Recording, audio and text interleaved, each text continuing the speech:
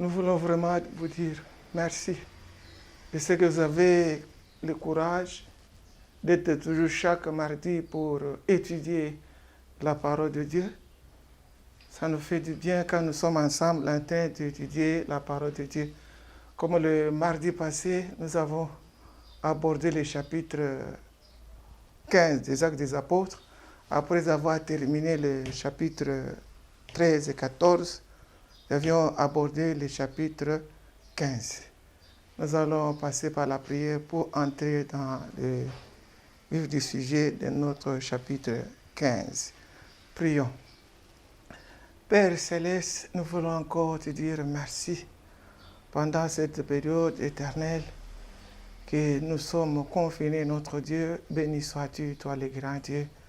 Même si nous passons dans une période de confinement éternel, mais toi, tu n'es pas confiné et tu ne seras jamais confiné. Tu es notre papa qui nous aime, qui nous soutient, Père. Nous avons besoin d'étudier ta parole. Nous avons besoin que le Saint-Esprit nous aide à bien étudier ta parole, notre Dieu. Que cette parole nous transforme, cette parole nous aide à être semblables à toi, Jésus. Merci, Seigneur, notre Dieu. Te bénissons, te rendons gloire au nom de Jésus-Christ. Amen. Lisons la parole de Dieu dans Actes des Apôtres. Le verset 1er dit ceci. Quelques hommes venus de la Judée enseignaient le frère en disant, si vous n'êtes circoncis selon le rite de Moïse, vous ne pouvez être sauvés.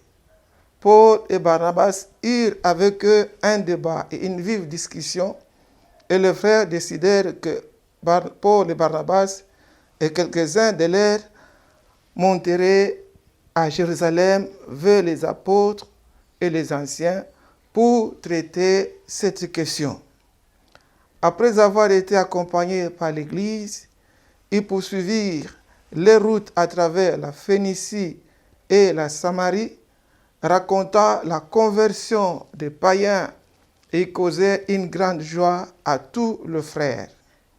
Arrivés à Jérusalem, ils furent reçus par l'Église, les apôtres et les anciens, et ils racontèrent tout ce que Dieu avait fait avec eux. Alors quelques-uns du parti des pharisiens qui avaient cru se levèrent en disant qu'il fallait circoncire les païens et exiger l'observation de la loi de Moïse. Les apôtres et les anciens se réunirent pour examiner cette affaire. Une grande discussion s'étant engagée, Pierre se leva et leur dit, « Oh mon frère, vous savez que de longtemps Dieu a fait un choix parmi vous, afin que par ma bouche les païens entendissent la parole de l'Évangile et qu'ils crissent. Et Dieu qui connaît le cœur leur a rendu témoignage en leur donnant le Saint-Esprit comme à nous. Il n'a pas fait aucune différence entre nous et eux, ayant purifié leur cœur par la foi. Maintenant donc, pourquoi tentez-vous Dieu en mettant sur le cou des disciples un joug que ni nos pères ni nous-mêmes n'avons pas pu porter? Mais c'est par la grâce du Seigneur Jésus que nous croyons être sauvés de la même manière qu'eux. Toute l'assemblée garda le silence et l'on écouta Barnabas et Paul qui racontèrent tous les miracles, les prodiges que Dieu avait fait parmi eux au milieu des païens. Lorsqu'ils eurent cessé de parler, Jacques prit la parole et dit, « Oh mon frère, écoutez-moi. Simon a raconté comment Dieu a d'abord jeté les regards sur les nations pour choisir du milieu d'elles un peuple qui porta son nom. Et avec cela s'accordent les paroles des prophètes selon qu'il est écrit, « Après cela, je reviendrai et je relèverai de sa chute la tente de David, j'en réparerai les ruines et je la redresserai. Afin que le reste des hommes cherchent le Seigneur, ainsi que toutes les nations sur lesquelles mon nom est invoqué, dit le Seigneur, qui fait ces choses, et à qui elles sont connues de toute éternité. C'est pourquoi je suis d'avis qu'on ne crée pas de difficultés à ceux des païens qui se convertissent à Dieu, mais qu'on leur écrive de s'abstenir de suivre des idoles, de l'impudicité, des animaux étouffés et du sang. Car depuis bien des générations, Moïse a dans chaque ville des gens qui le prêchent, puisque on les lit tous les jours des sabbats dans les synagogues. Alors il parut bon aux apôtres et aux anciens et à toute l'Église de choisir parmi eux, d'envoyer à Antioche avec Paul et Barnabas, Gide et Silas, hommes considérés entre le frère. Ils les chargèrent d'une lettre ainsi conçue. Les apôtres, les anciens et les frères, aux frères d'entre les païens qui sont à Antioche, en Syrie et en Cilicie. Salut. Et appris que quelques hommes partis de chez nous et auxquels nous n'avions donné aucun ordre, vous ont troublé par les discours et ont ébranlé vos âmes. Nous avons jugé à propos, après nous être réunis tous ensemble, de choisir, de déléguer et de vous les envoyer avec nos bien-aimés Paul et Barnabas. Ces hommes qui ont exposé leur vie pour le nom de notre Seigneur Jésus-Christ. Nous avons donc envoyé Gide et Silas qui vous annonceront de leur bouche les mêmes choses, car il a paru bon au Saint-Esprit et à nous de ne vous imposer d'autres choses, d'autres charges que ce qui est nécessaire. Savoir de vous abstenir de viande sacrifiée aux idoles, du sang, des animaux étouffés et de l'impudicité, choses contre lesquelles vous trouverez bien de vous tenir en garde. Adieu. Et donc, ayant pris congé de l'Église, allèrent à Antioche, où ils remirent la lettre à la multitude assemblée. Après l'avoir lu, les frères furent réjouis de l'encouragement qu'elle leur apportait. Gide et Silas, qui étaient eux-mêmes prophètes, les exhortèrent, les fortifièrent par plusieurs discours. Au bout de quelque temps, les frères les laissèrent en paix, retournèrent vers ceux qui les avaient envoyés. Toutefois, Silas trouva bon de rester. Paul et Barnabas demeurèrent à Antioche, enseignant, annonçant avec plusieurs autres la bonne nouvelle de la parole du Seigneur. Quelques jours s'écoulèrent après lesquels Paul dit à Barnabas, retournons visiter les frères dans toutes les villes où nous avons annoncé la parole du Seigneur pour voir en quel état ils sont. Barnabas voulait amener aussi Jean, surnommé Marc. Mais Paul jugea plus convenable de ne pas prendre avec eux celui qui les avait quittés depuis la Pamphylie et qui ne les avait point accompagnés dans leur œuvre. Ce dissentiment fut assez vif pour être causé qui se séparèrent l'un de l'autre.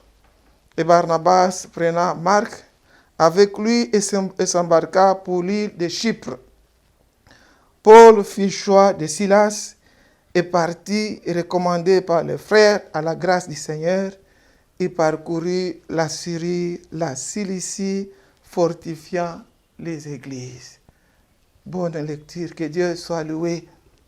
Nous avons vu, bien-aimés, dans le chapitre 11, quelques chefs des sectes des pharisiens qui ont eu des discussions avec Pierre, soi-disant, pourquoi tu es entré dans les maisons des païens, pourquoi tu as mangé avec les païens, pourquoi tu es entré dans les païens.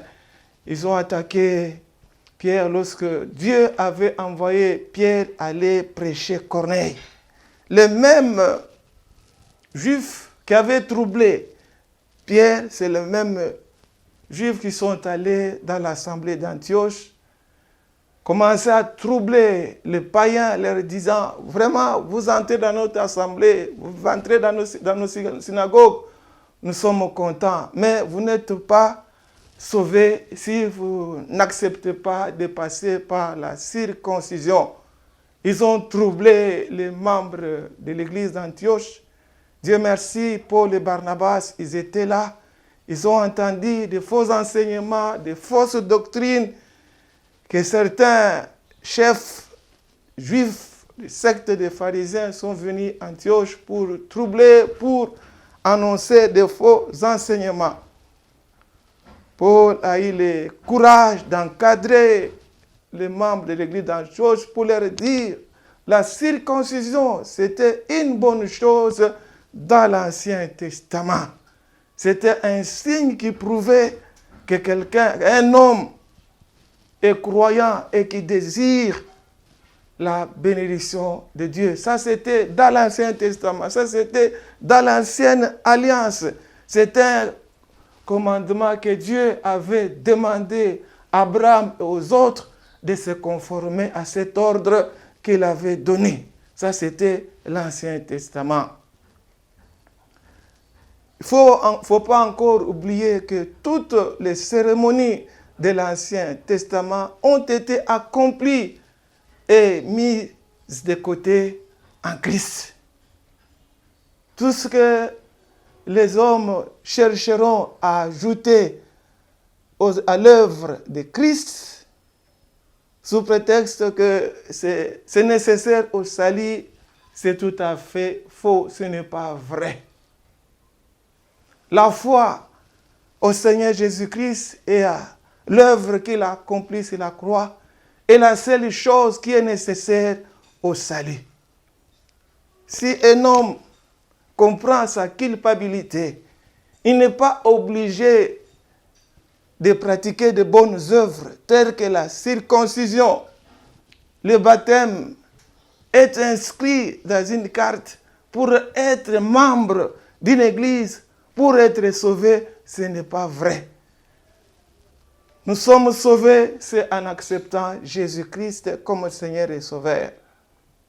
Et quand il y avait des discussions dans l'assemblée d'Antioche, de Syrie, Paul et Barnabas et les Juifs qui étaient venus pour troubler l'assemblée, ils ont décidé maintenant de partir à Jérusalem. C'est pour dire, le chapitre 15 nous parle de la conférence de Jérusalem. La première conférence dans l'église de Jérusalem. Paul, Barnabas, ceux qui étaient venus pour troubler, pour enseigner le faux évangile de Jésus-Christ, troubler les membres de l'église. Maintenant, il s'est demandé, faut-il s'occuper, s'attacher à ce que Paul nous disait, ou bien faut-il s'attacher à ce que les pharisiens sont venus nous annoncer. Et ils ont pris la décision de partir à Jérusalem. C'est ce que j'avais essayé de pingler le mardi passé, que ce chapitre, nous allons toucher à peu près 6 points. Et le premier point que nous allons aborder aujourd'hui, ça commence du chapitre 15, du verset 1er jusqu'au verset 5e. De 1 à 5, c'est le premier point que nous allons voir, discussion avec les chrétiens juifs. Donc, quand ils ont décidé d'aller maintenant à Jérusalem, en passant par Phénicie et Samarie, Paul et Barnabas enseignaient, témoignaient, donnaient les rapports aux frères comment était leur voyage missionnaire. Ils ont vu combien Dieu a ouvert grandement une porte pour le païen. Le Saint-Esprit est descendu sur le païen de la même manière que nous avons cru. Eux aussi, ils ont crié à la parole de Dieu et le Saint-Esprit est descendu en eux. Et nous avons vu des miracles, des prodiges que Dieu a opérés en nous en touchant les païens. Tout ça, quand ils témoignaient dans la ville de Phénicie, dans la ville de Samarie, les frères qui étaient tellement contents d'entendre ce que Dieu a opéré, des miracles à travers les apôtres. Et quand ils sont arrivés à Jérusalem, les apôtres et les anciens les ont reçus avec joie. Maintenant, ils écoutaient comment ils donnaient le témoignage de leur voyage, premier voyage missionnaire, comment Dieu a touché les hommes, ceux qui doutaient, ceux qui ne croyaient pas à la parole de Dieu. Ils ont crié et le Saint-Esprit est descendu en eux. Ils ont vu, ils ont parlé des miracles, des prodiges et les difficultés qu'ils ont rencontrées. Comment on les avait lapidés, comment on les avait tabassés, comment ils étaient tout le temps contredits par les Juifs qui étaient contre l'évangile de Christ. Mais ils ont encouragé les chrétiens à demeurer, à s'attacher à Dieu, et Dieu a fait de grandes choses. Vraiment, les apôtres et les anciens, ils étaient tellement contents d'écouter les témoignages de Paul et Barnabas. Et quand ils témoignaient, ces quelques Juifs ils sont soulevés pour dire, nous sommes venus pour discuter, pour dire à ceux que les païens qui viennent adhérer dans notre assemblée, ils doivent passer par la circoncision et ils doivent observer la loi de Moïse. Maintenant, les anciens et les apôtres ont décidé de se réunir, qu'il y ait une réunion pour traiter cette grande question, puisque les chrétiens d'Antioche attendaient la réponse qui allait venir de Jérusalem. Et les anciens et les apôtres sont réunis pour traiter cette question. C'est le premier qu'on traite maintenant. Là, Pierre a pris la parole pour lui dire, mes bien-aimés juifs, Dieu m'avait choisi parmi vous et il m'a conduit vers le païen, précisément chez Corneille. J'ai prêché la parole. Corneille et les autres, ils ont crié et le Saint-Esprit est descendu sur eux. Dieu les avait accueillis sans condition. Pourquoi devons-nous imposer aux païens un fardeau que nous n'étions incapables d'obéir? Vous et moi, nous étions incapables d'obéir à ce fardeau que nous voulons, que vous voulez qu'on puisse imposer aux païens. Ça ne sert à rien. Ils ont accepté Jésus comme nous l'avons accepté. Nous avons eu le Saint-Esprit. Le Saint-Esprit est descendu à nous de la même manière. Et aussi le Saint-Esprit est descendu à eux. Et le Saint-Esprit a commencé à les utiliser puissamment. Donc nous ne pouvons pas, je ne vois pas pourquoi nous devons imposer, demander aux païens de passer par la circoncision, d'observer la loi de Moïse. Ça, c'était l'Ancien Testament. La foi au Seigneur Jésus-Christ et à son œuvre sur la croix. Voilà ce qui est nécessaire au salut. Et quand Pierre parlait, tout le monde est silencieux. Ça, c'était le premier témoignage, le premier point que nous voyons dans les Actes des Apôtres, chapitre 15, discussion avec les chrétiens juifs. Et lorsque Pierre a terminé, là nous abordons directement le deuxième chapitre, le deuxième point. Pierre raconte comment l'Esprit fut accordé aux croyants sortis du paganisme. Pierre raconte comment les disciples, comment le Saint-Esprit fut accordé aux païens qui venaient du paganisme. Ça, c'est ça le deuxième point que nous voulons maintenant aborder. Oui, Pierre, après avoir raconté comment le Saint-Esprit est descendu sur le païen, après avoir cru à la parole de Dieu, Paul a pris la parole. Il a expliqué comment Dieu les avait utilisés dans leur voyage missionnaire. Paul et Barnabas, comment les païens ont cru à l'évangile du Christ, comment les païens n'ont pas hésité de se donner à Dieu. Et le Saint-Esprit est descendu sur eux de la même manière que nous avons accepté Jésus-Christ. Comment nous devons imposer imposé aux païens de passer par la circoncision et d'obéir à la loi de Moïse. Dieu les a acceptés gratuitement. Dieu ne les a rien imposé, comme Dieu aussi nous avons accepté librement, sans condition. Et le Saint-Esprit est descendu sur nous. Lorsque Paul et Barnabas prêchaient, la salle était calme. Ils écoutaient comment Paul et Barnabas témoignaient de leur voyage missionnaire dans les milieux païens. Et lorsque Paul et Barnabas ont terminé de parler, l'apôtre Jacques a pris la parole pour encourager encore à nos bien-aimés juifs d'accepter l'évangile de Christ, de ne pas faire passer les païens par la circoncision et d'obéir à observer la loi de Moïse. Nous ne pouvons pas les imposer. C'est que Pierre a donné comme témoignage que Dieu l'avait choisi, l'avait envoyé chez les païens, précisément chez Corneille. Et Dieu a envoyé encore Paul et Barnabas dans les milieux païens. Ils ont expérimenté le Saint-Esprit, ils ont crié à la parole et les miracles. Et Dieu les a utilisés puissamment. Ils ont les miracles et les prodiges. Dieu a opéré en eux. Il n'est pas bon d'imposer aux païens la circoncision.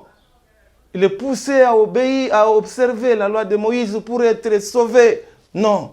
Pour être sauvés, nous sommes appelés à accepter Jésus-Christ comme Seigneur et Sauveur. Mais ce qui est bon pour le moment, nous devons les aider à s'abstenir sur 4 points que nous trouvons bons avec le Saint-Esprit, d'aider aux païens de respecter ces 4 points pour continuer à témoigner qu'ils aiment Dieu, ils glorifient Dieu. La loi de Moïse, ce sont le fruit pour quelqu'un qui est converti, celui qui a accepté Jésus comme Seigneur et Sauveur. La loi de Moïse, ce sont le fruit du Saint-Esprit que la personne est appelée à obéir, appelée à témoigner l'amour qu'il a vis-à-vis de son Dieu. Les 4 points que Jacques leur a demandé. Le premier point, que les païens doivent s'abstenir de l'impudicité. Ils doivent s'éloigner de l'impudicité. S'ils ont cru, s'ils ont accepté l'évangile de Christ, le premier point qu'ils doivent respecter pour plaire à Dieu, pour glorifier Dieu, ils doivent s'éloigner de l'impudicité. Deuxième point, ils doivent s'éloigner de l'idolâtrie. Quatrième point, ils doivent s'éloigner des animaux étouffés et les sangs. Les 4 points que Jacques a énumérés, il a demandé à l'Assemblée d'accepter, de partager avec les païens. Voilà les 4 points que vous devez vraiment vous abstenir pour satisfaire Dieu, pour adorer Dieu, pour le faire, le louer, l'adorer, pour témoigner que nous sommes enfants de Dieu, pour témoigner que nous sommes des enfants de Dieu. Voilà ce que vous devez faire. Voilà ce que vous devez vous abstenir de l'impudicité. Vous allez vous abstenir de l'idolâtrie, des animaux étouffés et du sang. Jacques a dit, c'est ce que nous trouvons qui est vraiment nécessaire, que nous pouvons parler à nos bien-aimés, les païens qui sont venus partager avec nous la même foi. La circoncision, la loi de Moïse ne sauve pas. Ce qui sauve, c'est la foi en Jésus-Christ et à son œuvre sur la croix. Et quand il a prêché, il a parlé, et tout le monde dans la réunion était tellement content d'écouter ce que Jacques a parlé, et ils étaient d'accord. Ils étaient d'accord de prêcher, d'édifier les païens à s'éloigner de l'impudicité, du sang, de l'idolâtrie et aux animaux étouffés. Voilà comment Paul a parlé. Pierre a parlé. Paul a parlé. Barnabas a parlé. Jacques est venu maintenant pour conclure. Donc, le premier point, nous avons vu discussion avec les chrétiens juifs. Ça, vous pouvez lire Actes des Apôtres, chapitre 15, 1 à 5. Deuxième point, c'était Pierre raconte comment l'Esprit fut accordé aux croyants sortis du paganisme, 15, 6 à 11. Voilà ce que je peux conclure aujourd'hui. Pierre a parlé, Paul a parlé, Barnabas a parlé, Jacques venu pour conclure que nous ne devons pas imposer les païens à passer par la circoncision et l'observation de la loi de Moïse pour être sauvés. Pour être sauvés, c'est par la foi au Seigneur Jésus-Christ et à son œuvre est la seule chose qui est nécessaire au salut. Et non pas par la circoncision, non pas par l'observation de la loi de Moïse. Ce qui est bon, que les païens doivent s'abstenir, 1, à l'impudicité, 2, à l'idolâtrie, 3, aux animaux étouffés et les saints. Les 4 points que Jacques a conclus dans cette réunion-là.